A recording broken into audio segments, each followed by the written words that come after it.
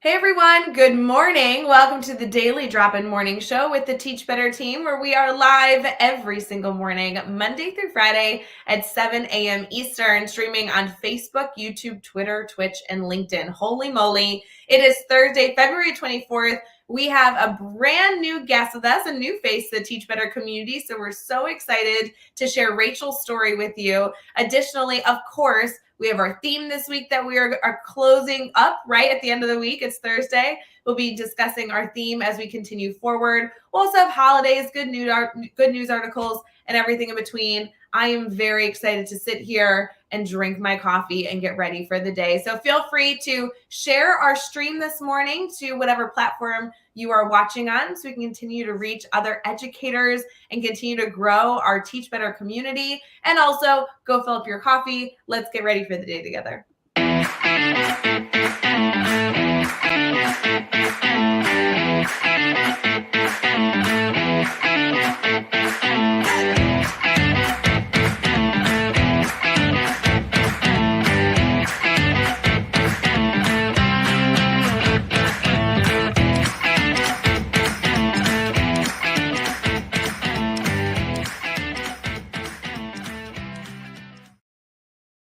Good morning, everybody. We love seeing so many people here and commenting so early. It's wonderful to see all of you. Happy Thursday. We have Rachel here with us. Rachel, good morning. How are you doing this morning? Good morning. I'm doing well. How are you? I'm great. I'm very excited to chat with you because you are friends with Brad Hughes, and anybody friends with Brad Hughes is good in my book. Yes, absolutely. What a wonderful person he is. Very lucky to know him. He's so wonderful. And I will say, Rachel, like every time we're able to bring on a guest to the show, I feel like bringing on a new face is such a wonderful opportunity to learn from new people, expand our bubbles, and also continue to discuss different topics that are going on in education around the world. So I so appreciate you waking up bright and early to chat with us this morning. We're going to have a good time, I promise. Yes.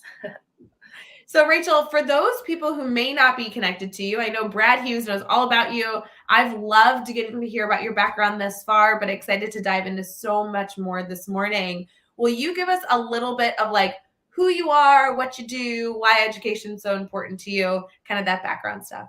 Sure. So, right now I am a pre-service teacher in Eastern Ontario in Canada, but my path to teaching has been a bit of a windy road.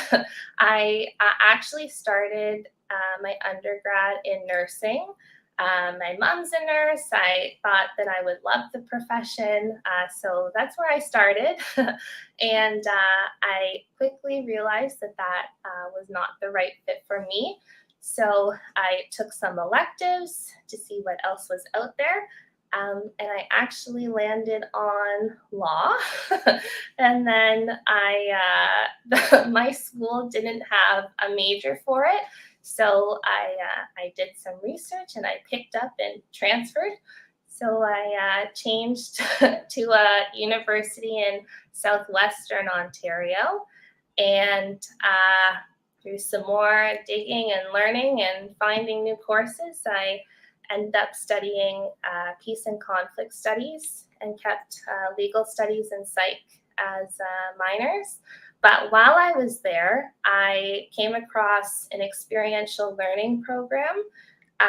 So I applied for that, and it was the best part of my undergrad. It took the program participants and matched us with one of four predetermined organizations to learn about social justice issues in the community. And that's actually how I met Brad.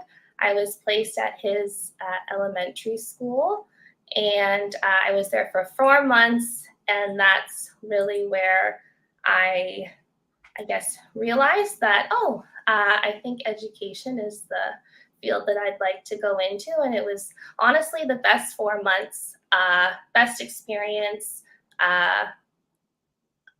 like just generally in my life. It's one of the highlights for me, getting to know Brad and his team there. And so once I graduated, I decided to apply for teaching, and I'm in a condensed program. So I just started May 2021, and I'll be done this summer.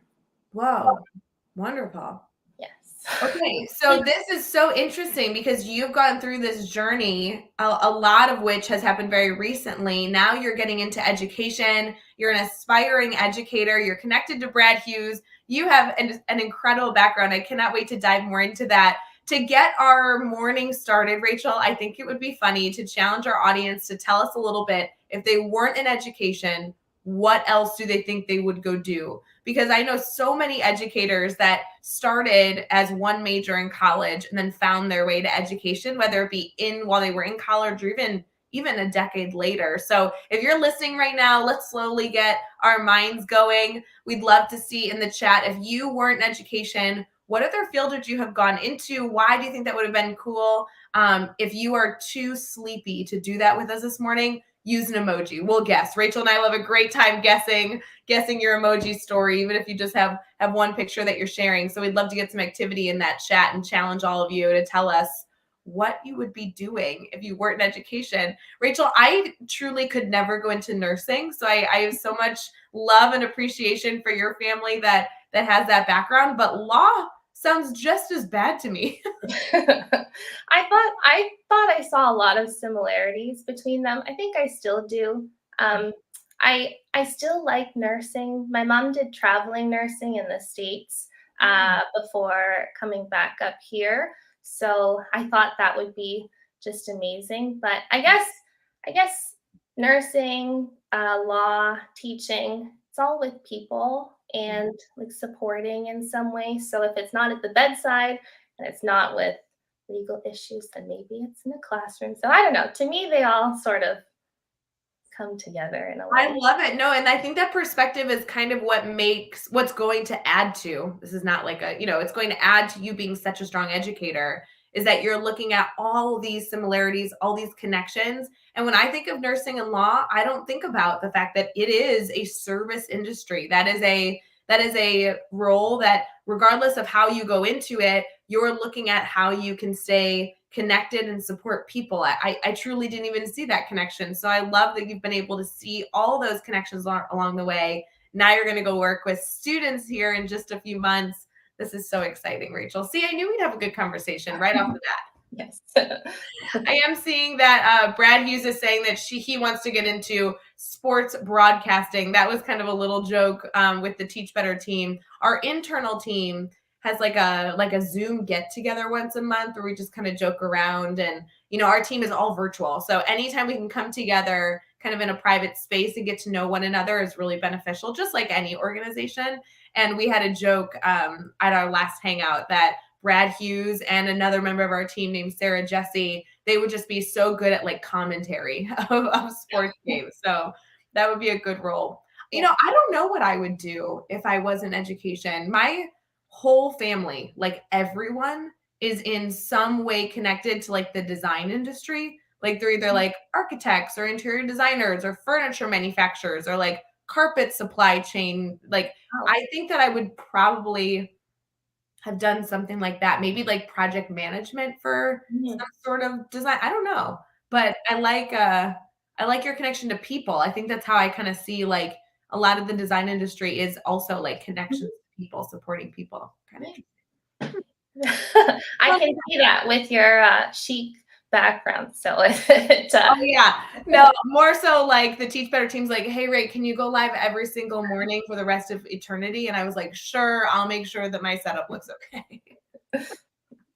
So Rachel, every single morning as we get started in the show, we like to submit a little moment of gratitude into an app called Happy Feed. I actually connected with this team via a guest that we had about 2 weeks ago on a Thursday. So I feel like our Thursday guests are kind of good luck these days. But our Thursday guest gave us this insight that he had heard about this app. It's completely free. And you kind of like submit moments of gratitude every single day. Now, I know that's a good practice, but what I really like about it is that it saves all these moments and you can refer back to them in some really interesting ways. So our hope on Daily Drop-In is that we curate so many moments of gratitude that we can kind of go back and laugh and giggle about these great moments that we've been collecting over over a few months. So we're slowly still building up our feed here. I'd love to have us actually do that now before we transition into our brainstorm bank segment, if that's all right with you. Does that sound good? Sure, I'd love to. Awesome. So for those of you who I know there's so many members of our daily drop-in community who are doing this alongside us. So I'm so glad that all of you have embraced Happy Feed. So many of you have been posting on Twitter that you're doing this alongside us. So I appreciate it. Today is Thursday, so we're going to submit here. And if you too are submitting in Happy Feed, please feel free to screenshot. Let us know what your moment of gratitude is. It's always kind of fun to see that, Rachel, on social media. For today, we get to do anything we want, but I personally also love reading the hints because it's like an extra bonus of what the app is suggesting. So really quick, if we need to brainstorm moments of gratitude, the comment today says, reflect on your resume. It's easy to forget how far you've come. Kind of interesting. So Rachel, if I was to ask you something that you are grateful for, can you give me something that you think you're grateful for this morning? Well, the hint having to do with resumes is interesting, just because that's sort of the point I'm at in my program, is getting ready for applications and everything for jobs and teaching lists. So honestly, I genuinely am very grateful to be meeting you today and being here and being introduced, and just I don't know what the all the opportunities that are coming up right now. Oh, I love that. I'm writing that down as we go. And new connections are such a wonderful way to find opportunities that fit what we're interested in, right? We love being able to introduce our community to new faces and new stories. But yes, I mean, this is an opportunity for so many new things that everybody that we put into our lives is able to add so much value, even just by being there to exist as a brainstorm partner, being there to exist as somebody to reach out to if we ever, found a connection that we needed support in. So I think that's an awesome one. Great one. I'm going to submit that this morning. We are going to get into our brainstorm bake section, which I know a lot of you here on the show, if you've tuned in before, are familiar with, but we'll kind of give you some details on that here in just a minute.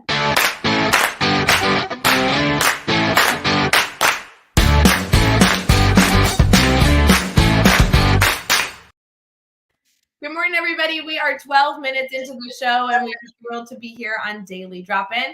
Thank you for all of you who are being active participants this morning, not just consumers and commenting in our comments. Remember, even if you're listening to this show after the fact as an episode of Teach Better Talk podcast, we appreciate you being here. So we are so thrilled to be part of your day in some way, shape, or form. If you're tuning in live with us and it is bright and early, then we are excited to be a part of your Thursday morning. Rachel and I are here to get into our brainstorm bank. And as many of you know, if you've tuned into the show before, this is a segment where we really just pause and ask our community, hey, friends, do you need anything? Rachel and I have been able to chat a little bit about her background so far. And as many of you have also experienced, sometimes you just have things to work through, ideas to work through. So whether you are struggling and kind of chewing on a new way to reach a student that's giving you some hurdles, or fostering relationships with your colleagues, or maybe there's a leader that you're really striving to work with and you're looking for some new ideas. Rachel and I definitely don't promise that we'll have the answers, but we are all about being a brainstorm partner with you. So feel free to at any time put that in the chat. Rachel, we have a theme this week that is all dedicated to taking small steps to working towards those big gains. And I have a feeling that topic is going to really resonate with you. What's the first thing that comes to mind when I talk about small steps to working towards those big goals? Honestly, it's just really small steps. And to me, that means just to keep going, just to always, no matter what sort of is coming at you or what's going on, any little thing that you can do to continue moving forward is, I guess, perseverance and resilience come to mind. I love those two words, perseverance, and so good. I feel like there's been so many goals in my life. I assume there's been so many goals in your life that when you first look at them, they're like intimidating things that you want to accomplish. And then as I'm sure you've been able to experience, being able to break those big goals down into small kind of bite-sized pieces, giving you small moments of success to like build up to that big result is really how I see it's the only way to get our goals to come from ideas and dreams to a reality, right? By taking those small action steps. Have you had an experience before, whether it be your college experience thus far that you referenced earlier, or another experience that you feel like, yes, this is a really big concept or idea I was working towards, and breaking it down really helped me be successful? I think at this point, everything is a little bit overwhelming in some sense and seems uh, just like either a long to-do list or a lot of things happening or a lot of interest. So uh, honestly, just I have to keep myself focused on what I can do every day or small things that I can get done to help from keeping myself be so overwhelmed that then I don't really function and can't do anything. But I guess my undergrad's a good example of that, with trying to get through it to complete my degree, but a lot of, I guess, little obstacles or twists and turns. So just every day trying to do something, and then eventually I finished. Actually, no, that's extreme. That's absolutely accurate. And so many of us have had those experiences as well. How do you take those action steps? Are you a list maker? I know that we just had Erin on a few days ago on Daily Drop In where she was telling us that like she lives on Post-its. How do you get ready for those types of steps? Lately, I've been using, I have an iPhone, so I use the reminders app, and I have a lot of different lists in there. But it's nice because it's always with me and it's easy to check them off or see them. But really, it's just I have to include everything in my in my to-do list so that I don't, honestly, if I don't see it, I probably won't remember to do it. So real, and then I prioritize what I do have on there so that I know, okay, if I need to get this done, it's out of the way, so that if there's deadlines or timelines that I have to meet, just really being proactive, I think, and looking ahead so that I don't go under the water. No, I'm totally with you, Rachel. I literally I joke all the time that if it's not written down on my to-do list or if I didn't put it in my calendar, then the moment I step away from that situation, it's like poof, gone. It doesn't exist anymore. Yeah. And I'm sure as you're juggling so many different elements of your life, I think it's so funny when I meet somebody that has that same mindset where I'm like, friends, if we're ever in a conversation and you need me to do something and I don't write it down, trust me, it is out of my brain instantly. And it's not because I don't care about what we were discussing or what was going on, but truly staying organized, giving yourself those reminders, prioritizing goals is the whole part of it, right? That's like the like hashtag adulting, right? Yes. I think for a while, I would say if I was as well, I wasn't as busy as this during my undergrad, but I would say I struggled more, well, I did struggle more then. But I would almost have a pattern of avoiding, or if I was overwhelmed, like I would shut down more. So really just looking at everything, not letting anything like hide away in a corner or get pushed aside, and just really sort of forcing myself to show up and to look at what has to get done, and not avoid some of the smaller things has helped. No, absolutely. That's so interesting. I know our community has so many different pieces of the show that they might be interested in, especially when we bring in new guests. There's so many directions we can take our conversation. But I will tell you, a big discussion in our community has been, and whether it be on the show or even in our admin mastermind, we just had this discussion this week, or in other little subcategories of the Teach Better team, it's come up that there's some fear that people won't want to enter into the education space, that education is burning itself out rather than replenishing itself. And over time, we're not only seeing a massive teacher shortage, but we're also looking at teachers that aren't being as fulfilled as we really want them to be. We want everybody to not only be able to support students, but really fuel themselves and find their own happiness in this field. And I do, to tell you, Rachel, selfishly, I am fascinated that we are on the show talking right now and you are entering into the field of education. I think that you are a very, very, very important and special, like kind of like type of educator that's going to be so unbelievably successful. Can you tell me a little bit about how that experience has come to be? I know that you said you changed your major a bunch, but how did being in grad school, I think it was back in 2019, really show you that this path was the right direction for you? Okay, I love I love thinking about my time there, and Yeah. I've been trying to find my way back. My time there. So like I mentioned, the goal of the program was to have us learn more about local social justice issues happening in the community. So the program was also very flexible with what my responsibilities would be. So on my first day. We sort of sat down and looked at what the needs of the school were at that time and also what my interests were. And so my responsibilities when I was there were where the two met, which was amazing. So also just really the atmosphere of the school, welcoming environment, being encouraged. I wasn't in my teaching program yet. I was just in my undergrad in my program and was doing this sort of as an addition to that experience. So one of the reasons I was placed there was I have a background in teaching tennis. I'm a certified tennis instructor.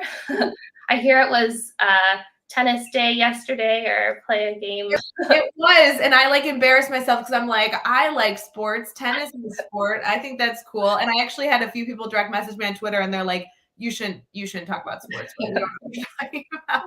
Yeah, so I have the background in coaching, so that was something I mentioned when I was there, and I think just any idea I had or question I had that sort of it was just met with such support and sort of I was given an open space to explore and try things. So I borrowed tennis from equipment from my home 6 hours away. I brought it to the school and I ended up running like a tennis program, which Brad has told me is the first time tennis has been in the school. So I did that for 12 classes there, which like how many school communities would give I don't know, someone not even in teaching yet a chance to do something like that. And I also for my final project, um, I would have had to write a reflective essay, but you could do it in a different format. I found I do better when I can do an alternative format than just doing written things.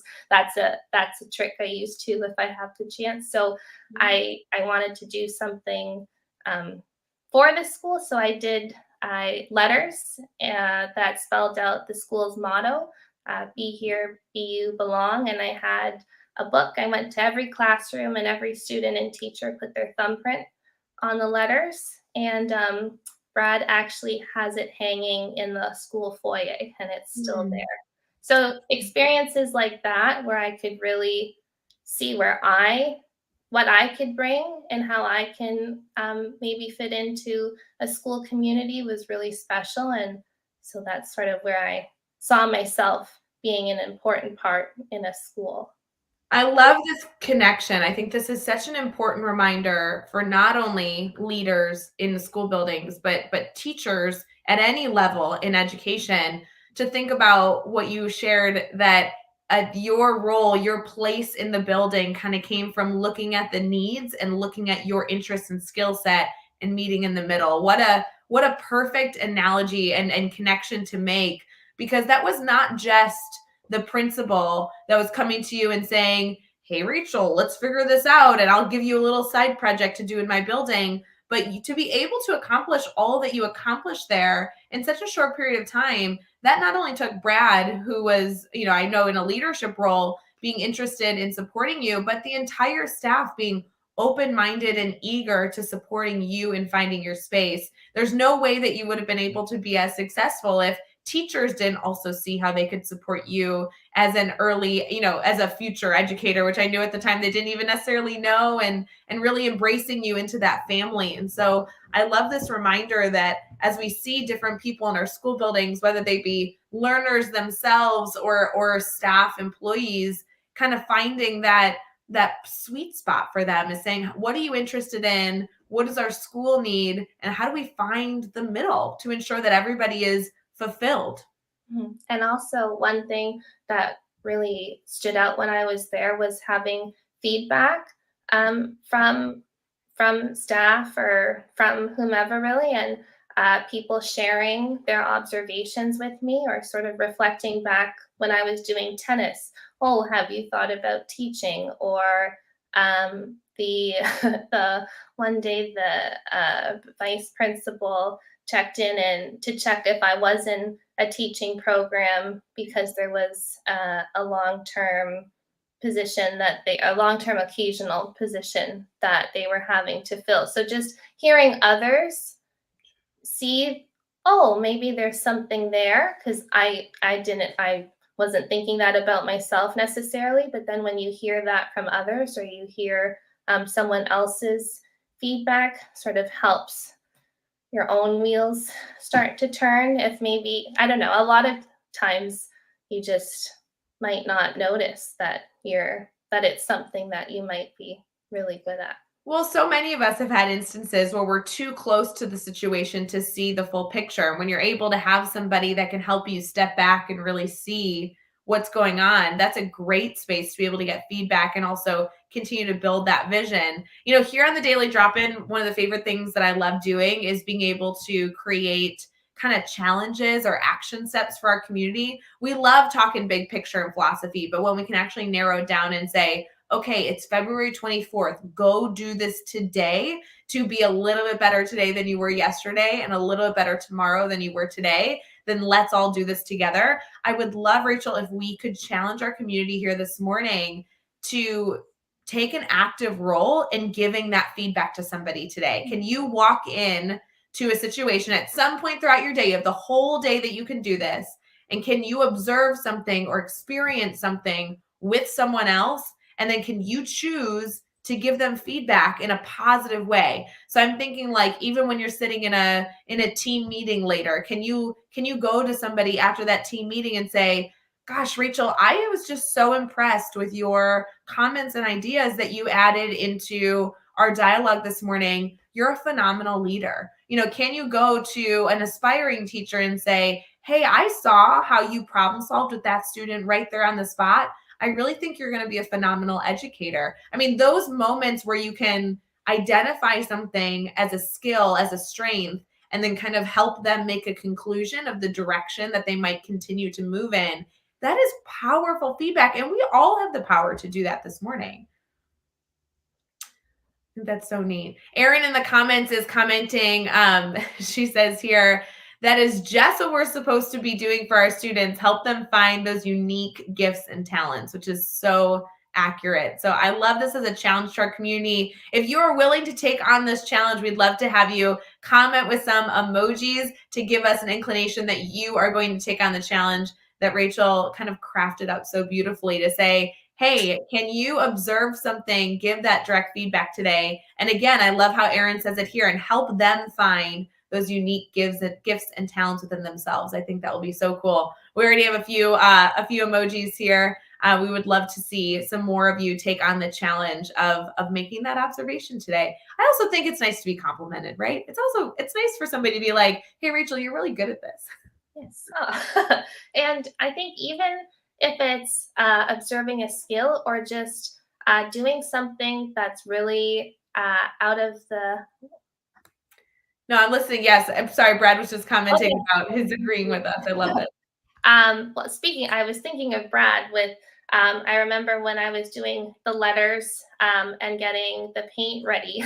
I went to the dollar store, got some paint colors, but thought, no. So one of the most special moments almost of being there was him spending time with me in his office, going looking at these colors and just deciding which ones would go. They were grouped in three colors for each sort of phrase, and just to take time out of his such busy schedule to sit and even do that with me was another way of sort of giving me that feedback that this is worth the time, and that was really important too. Rachel, we were able to discuss earlier this week this concept of love languages and how not so much in a romantic way, but when you're building any relationship, it's good for you to understand how the other person kind of like consumes appreciation, like consumes that love, that positive affirmation. And some people really love those words of affirmation, right? That's a really good one. For you, that was a perfect example of somebody being able to spend quality time. That is totally my love language. Like you can tell me, 100 times that you like something about me, but when somebody is able to give me their time, I really see that as the most valuable commodity. It really is something I appreciate. And for you to say here, yeah, it was so nice to do all these things, but the fact that a leader who I know is so busy chose to give me his time so that I could learn, so that I could do something powerful. And that was something that really resonated with you. So I totally understand that. That's something that I very much value as well. So it's always nice when we're able to take those moments, kind of cut out the world and say, how can I be really focused and committed in this moment to the person that I'm with? That's super fun. Yeah, it's so special. And everyone really is busy. So yeah, I totally agree with you. It means a lot when people can do that. Absolutely. Rachel, we're going to transition here into our good news stories, our holidays for today. There is so much to celebrate. Before we do, would you mind sharing with us if there was one takeaway, one idea that you wanted our Teach Better community to be able to take away from meeting you on Daily Drop-In? What do you hope that they take away from this morning connecting with you? I would say that the challenge that you just sent out would be a big one, and I guess just taking the time to recognize maybe the faces in your building that are just starting out, or maybe if there's a teacher candidate who's there. I know I'm actually doing placements, so this morning I'll be heading to my school for my placement, and the staff who sort of take time to check in, or it really does make a difference. And then I think in terms of anyone who is a teacher candidate right now, speaking of small steps towards big gains, I think an important part of that is having self-compassion and knowing that you're doing your best. Really, everyone actually right now with the pandemic, no matter how small a step might be, to remember to be kind to yourself and know that you're trying. And sometimes it's not even a step, it's just to put your feet on the ground, and that still counts as well. Oh my gosh, Rachel, so many good ideas and tidbits this morning. We'll be right back with some good news.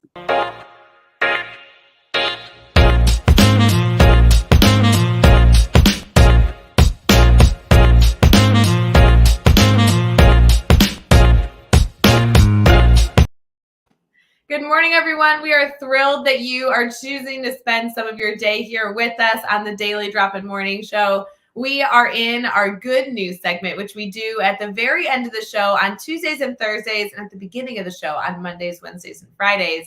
This is an opportunity for us to highlight some goofy things going on in the world, and also be able to highlight a good news article that we can either take to foster a relationship with a colleague or bring to our students as a discussion topic. These are always really, really fun. So I love, Rachel, you have been able to share so many tidbits so far. We have comments already saying that you're just like dropping the mic all over the place. But I would love to have us celebrate a little bit this morning. Are you ready? Yes. All right. Well, there are a lot of holidays today, some of which I feel very confident about celebrating. Others, I'm like, I might let somebody else celebrate that holiday. So tell me, what are your thoughts on chili? Chili. Chili. The food. I don't do well with spices. Yeah, I don't know that like really spicy chili is my thing either, but some people like chili really, really hot. Yeah, no. Yeah. Well, for those of you who are really spicy fans, otherwise I feel like I get chili and I like actually just fill it with sour cream to get the spice to diminish. Yeah, today is National Chili Day and it's National Tortilla Chip Day. So I feel like those can kind of come together, like make yourself some really good nachos and then also get your bowl of chili and you're going to have a smorgasbord of really, really intense flavor. It's also Flag Day in Mexico. I feel like that would be a good opportunity to celebrate that with some good Mexican food today. That would be kind of fun. It's Independence Day in Estonia. It is also National Toast Day. Are you a toast fan? Toast. I love breads, like a baguette, butter, toast. I don't. But a funny story. I have a little kitten, and when she hears the toaster go off, she runs. She runs into the room. All right. Do you think she's drawn to the smell, the sound of the toaster? What do you think that is? I think it's the butter. Oh, the butter. Always a good thing. I like that. Yeah, I'm a fan of toast on occasion. I go to a coffee shop here where in my community, and sometimes I get like toast. They have this like really yummy, it's like shallot butter. It's like very, very, very rich. And then with a latte, that's like great breakfast morning. So, oh my goodness, I'm sorry. I got puppies barking in the background. And last but not least, it's also World Bartender Day. So for those of you who need to celebrate World Bartender Day, that might be good to celebrate after the fact. But share your appreciation with our bartenders out there. Always a good idea. We also have a good news article for the day. This was an interesting one that I thought would be good to bring to your upper level students who are exploring how they can continue to give back, what fields that they may want to go into to really give back to our planet. The topic says covering crops in red plastic can actually boost the yield of your crops up to 37%. So for centuries, humans have used greenhouses to help plants grow outside of obviously just the typical conditions that they might be grown in. Now, as it turns out, it might be better if instead of greenhouses, we built red houses. The red spectrum of light actually stimulates the leaves in a different way to produce more chlorophyll and other elements of the plants that help them really boost their growth potential and their production, utilizing the sun and water and everything else that greenhouses already are doing. It was a really interesting study done over the last few years around the world that looks at how red light can actually positively influence the growth and development of these plants. This is something that they're going to continue to look into. But for those of you who might be interested in how we can continue to grow our plants better, our food better in different communities, this could be a really interesting thing to bring to our students to discuss how light can impact that. So just kind of a fun fact article for today. Yeah, that's amazing. I have not heard of that before. When I was on my college campus, when I was studying, they had this beautiful greenhouse that I was able to walk by every day. So I think it would look a little weird if it was red, but I guess, whatever makes the plants grow better, right? Yes. Yep. We'll take it. Rachel, I do want to make sure that our community can stay connected to you. You are just starting your career. I know social media is not even something that you've chosen to take on yet, but I want to make sure we extend the invitation to our community that if they have ideas that they want to, communicate to you, maybe they have job opportunities they want to connect you with, that they can stay connected. So do you think the best way for them to stay connected is to reach out to me or Brad to get your contact information if they're interested in learning more? Yeah, that would be great. I would be happy to connect with anyone that way. Always good. So if you are looking to connect further with Rachel, feel free to direct message either myself or anybody on the Teach Better team. We'll make sure to get you Rachel's email. And then Rachel, as you continue to develop your network, your PLN of educators, if you choose to get on social media and really continue to grow the educators that you have in your circle, we would really love to then also share that out to our network slowly but surely. So as you get into that adventure, I hope you keep us all updated. Yes, thank you. I would love to.